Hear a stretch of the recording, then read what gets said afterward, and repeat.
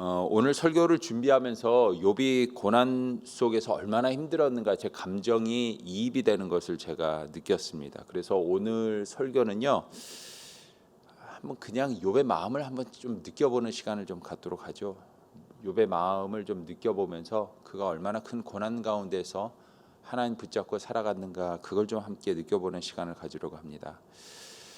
한번 그를 이해하는 시간을 좀 가져보려고 합니다. 한번 내가 욥이다라고 생각을 하시고, 욥이 지금 어떤 심정으로 하나님께 어떤 기도를 지금 드리고 있는가, 그의 마음을 좀 살피는 시간을 갖기를 원합니다.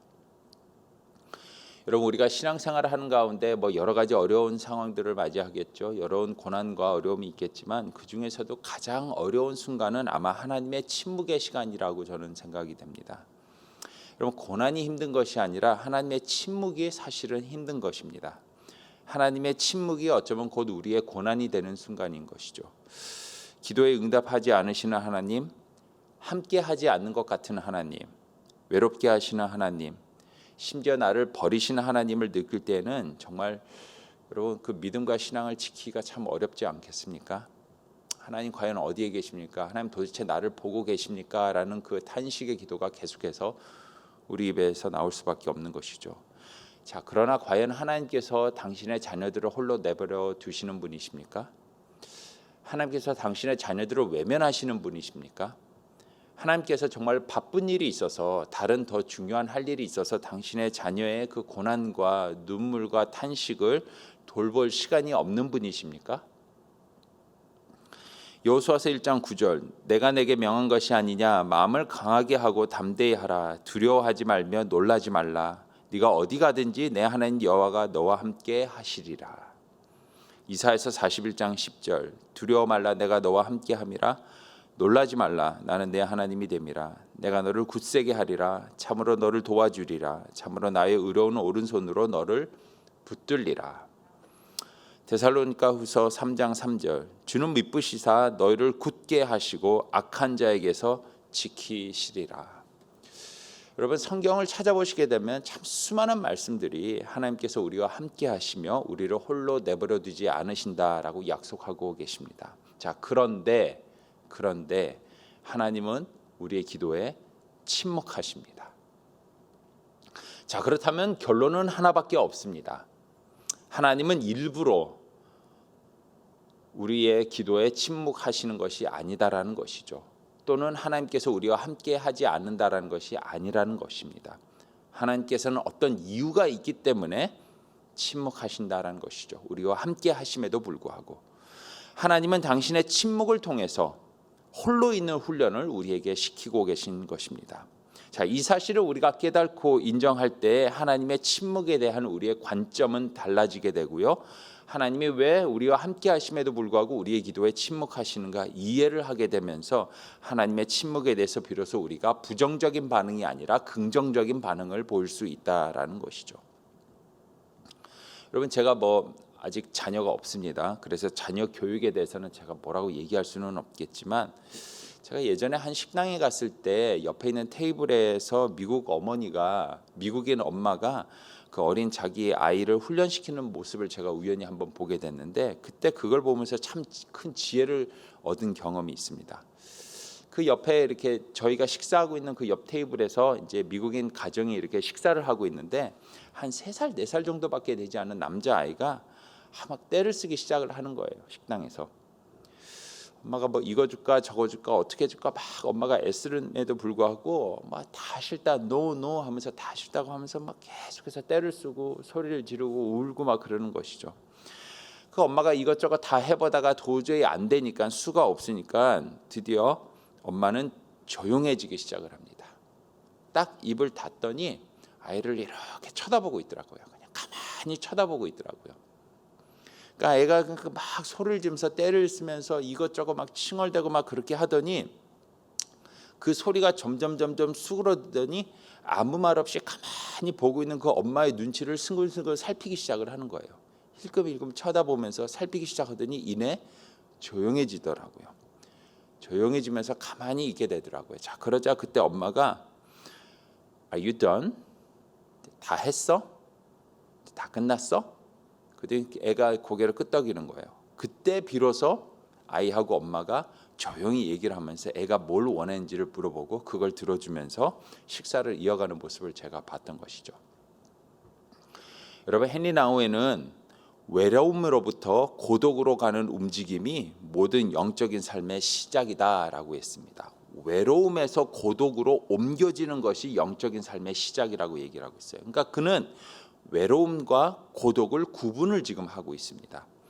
처음 하나님의 침묵을 대할 때는 우리는 외롭습니다. 그죠? 외로움은 버림받은 고통과 같이 우리에게 아픔을 줍니다. 자, 그러나 고독은, 외로움이 아니라 고독은 외로움과는 달리 하나님 앞에서 홀로 있는 법을 배우는 시간이 되는 것입니다. 우리는 홀로 있는 훈련을 통해서 비로소 함께 하시는 하나님께 집중을 할 수 있게 된다는 것이죠. 쉽게 말해서 함께 계시지만 침묵하시는 하나님에게 하나님의 눈치를 보기 시작을 한다는 겁니다. 하나님의 침묵 속에서 고독을 느낄 때 우리는 비로소 침묵하시는 하나님에게 집중을 하게 되고요. 그가 왜 침묵을 하시는가 깊이 살피는 더 깊은 차원의 친교로 들어가게 된다라는 것이죠. 이런 관점에서 욥이 사실은 새 친구와 함께 고난에 대해서 아주 치열한 설전을 벌이고 있지 않습니까?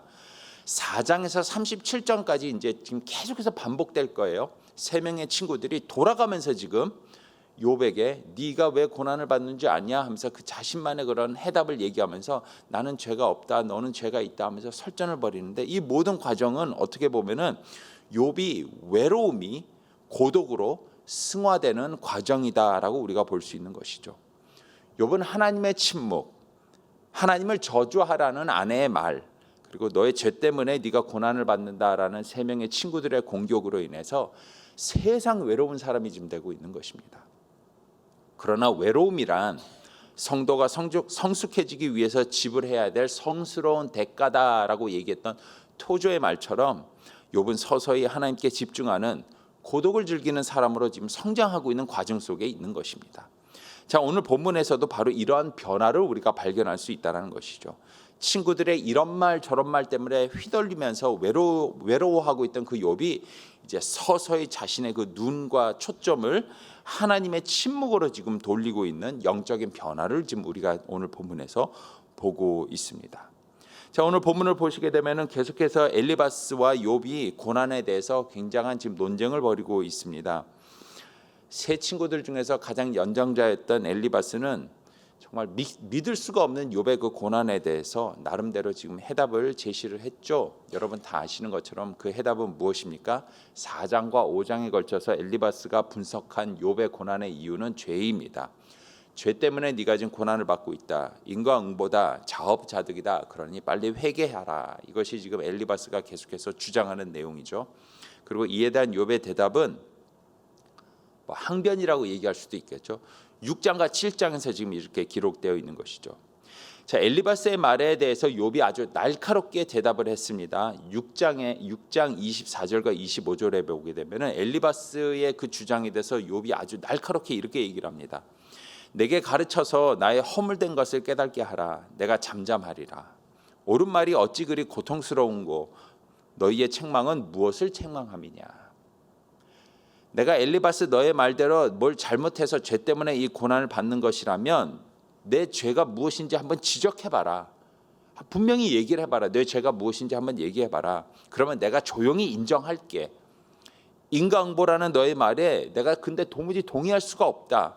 도대체 내가 뭘 잘못을 했길래 내가 내 죄 때문에 이 고난을 받는다라고 나를 그렇게 책망을 하느냐라고 얘기를 지금 하고 있는 것이죠. 이렇게 엘리바스에게 항변하던 욥은 오늘 본문에서 드디어 자신의 그 항변의 대상을 하나님에게로 돌려서는 하나님에게 이제 말하기 시작을 합니다. 11절입니다. 그런즉 내가 내 입을 금하지 아니하고 내 영혼의 아픔 때문에 말하며 내 마음의 괴로움 때문에 불평하리이다라고 하면서 지금 하나님에게 지금 항변을 하기 시작을 합니다.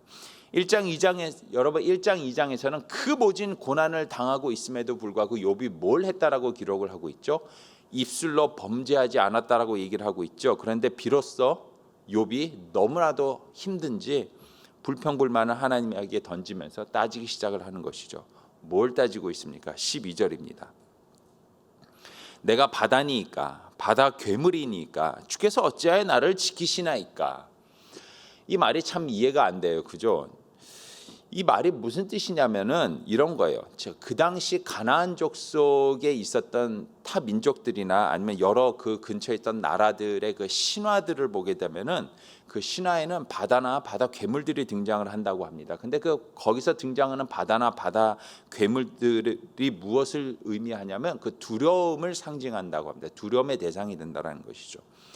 그 바다에 사는 그 괴물들은 세상을 혼란스럽게 하는 존재다라는 것이죠.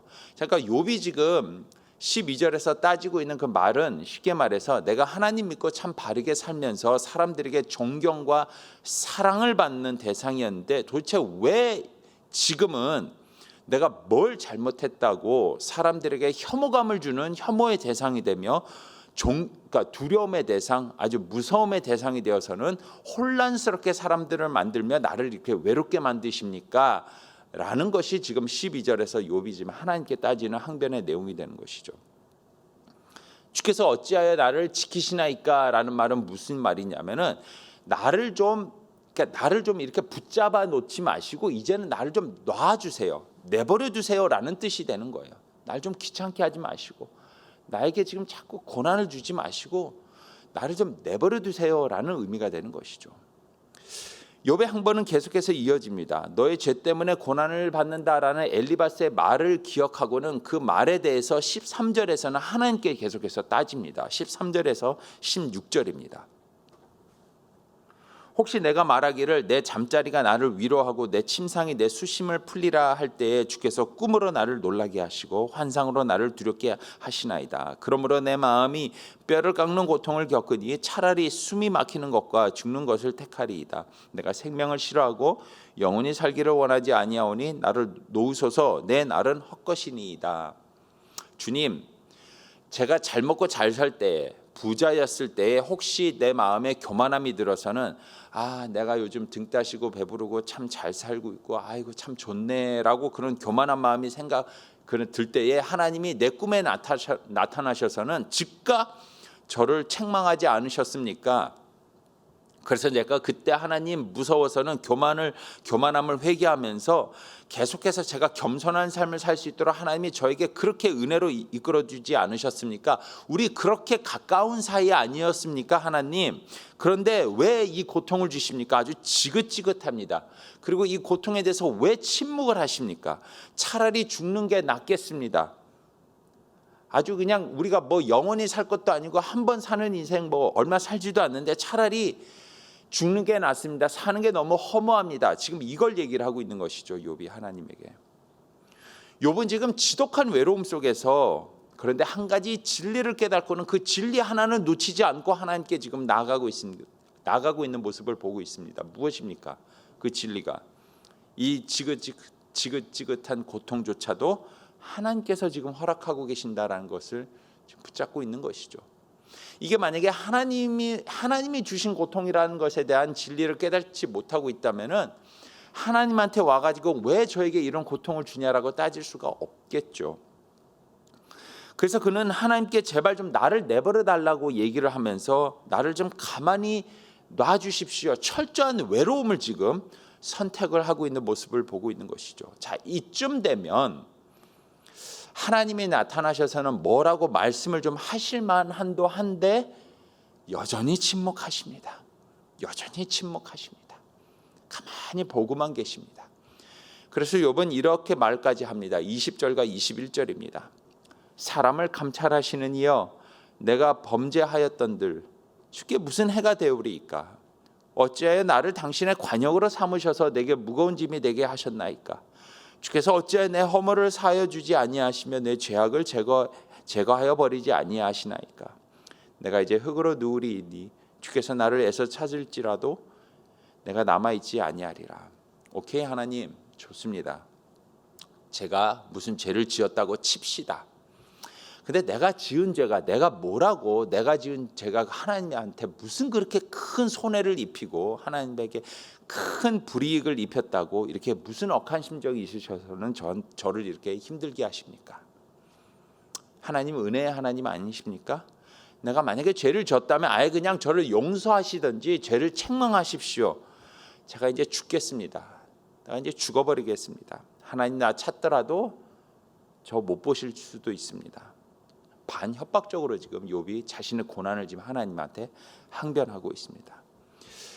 여러분, 이제 욥의 이 외로움과 이 마음을 좀 한번 이게 느껴지십니까? 지금 제가 이렇게 좀 빙의가 돼서 지금 얘기를 하고 있는데 느껴지십니까? 여러분, 이런 때가 없으셨습니까? 이런 외로움 때가 없으셨습니까?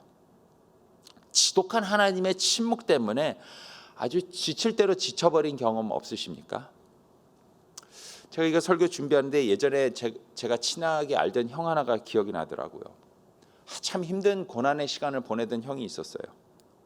얼마나 힘들었던지 한 겨울이었는데 그 LA 겨울 꽤 추워요, 여러분. 그죠? 요즘도 밤낮으로 춥잖아요. 그죠? 요즘도 밤낮으로 추운데 밤에 공원에 가더니 아주 하늘을 향해서 삿대질을 하면서 고래고래 소리를 지르더라고요. 울면서 그 형이. 그러더니 그 겨울인데 우통을 벗고는 그 겨울인데 그 공원 바닥에 누워서는 대답 안 해주실 때까지 저는 여기서 얼어 죽겠습니다 하면서 아주 그냥 차라리 죽는 게 낫겠습니다 하면서 우리가 가가지고 옷 입히면서 형 정신 차려 왜 그래 막 그랬었던 기억이 나더라고요. 이 마음이 기억이 나세요?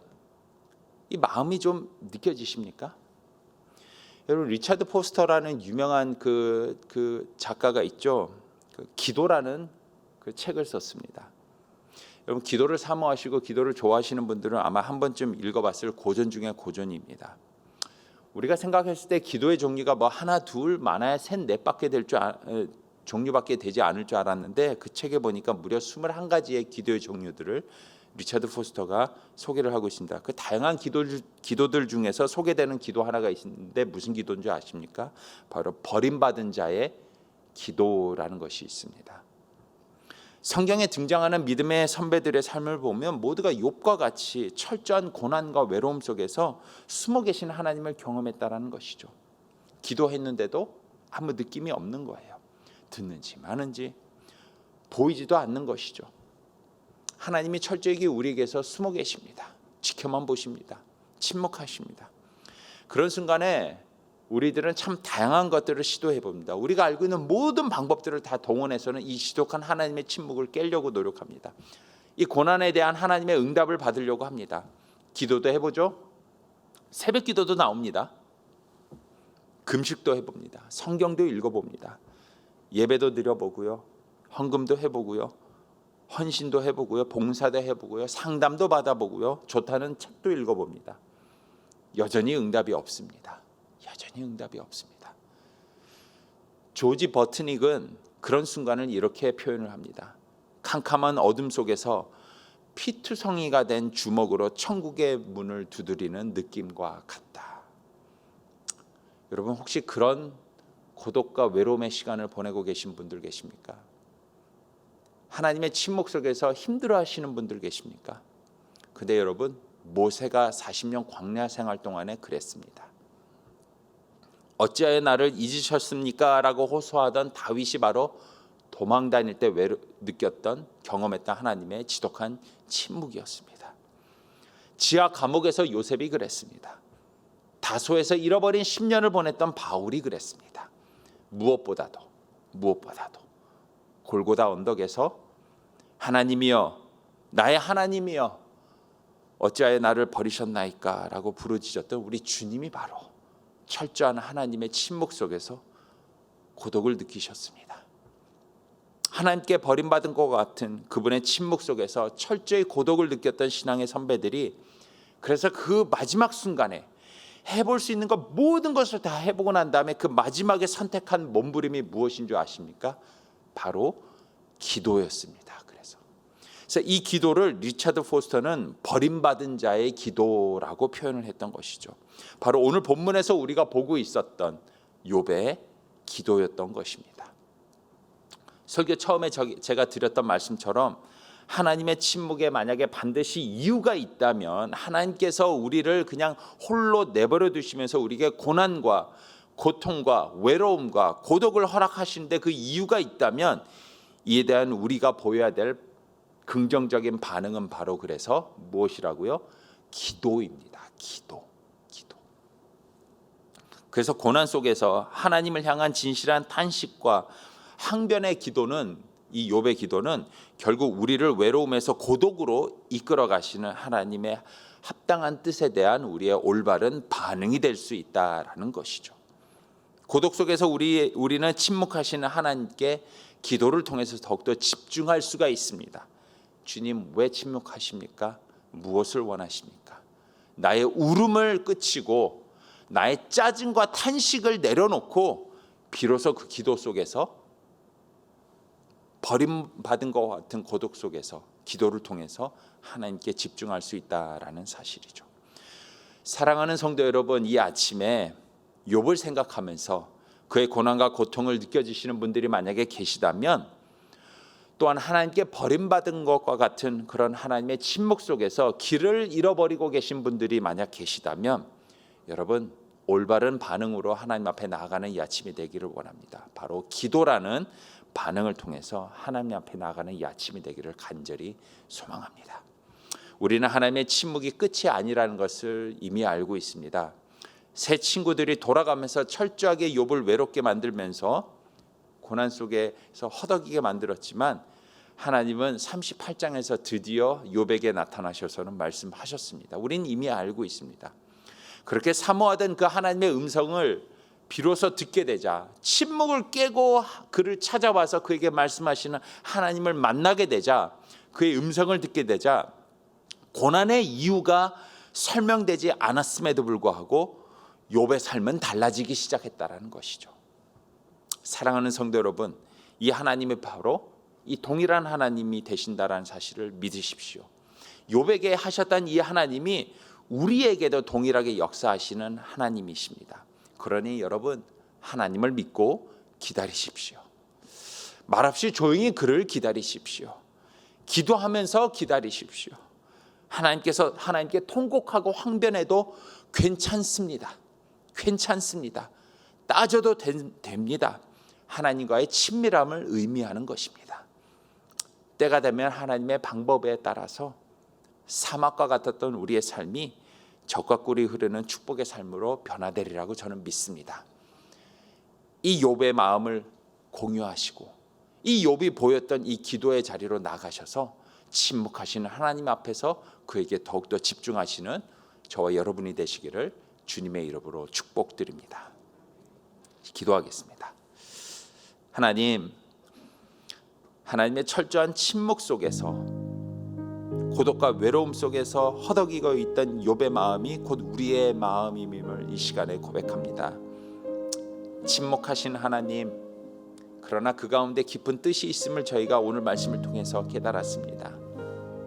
홀로 있는 훈련을 통해서 무엇을 원하시는지를 우리가 깨달았습니다.